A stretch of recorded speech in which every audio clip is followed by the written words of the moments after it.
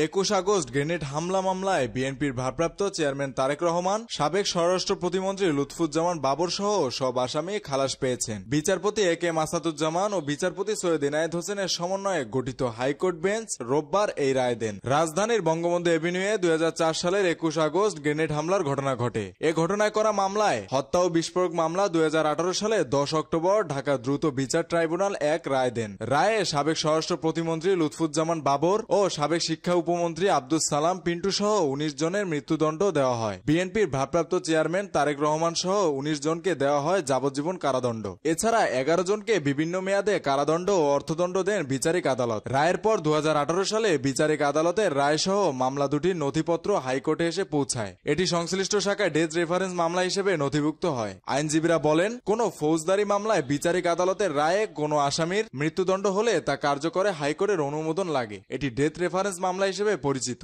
পাশাপাশি দণ্ডাদেশের রায়ের বিরুদ্ধে আসামিদের জেল আপিল, নিয়মিত আপিল ও বিবিধ আবেদন করার সুযোগ রয়েছে।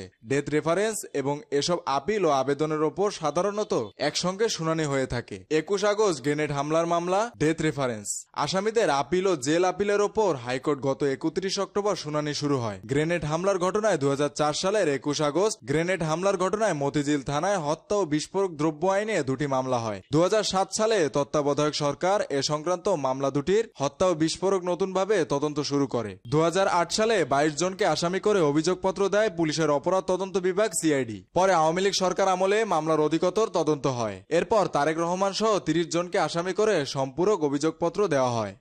মেহেদী হাসান বাপ্পি, খুলনা গেজেট।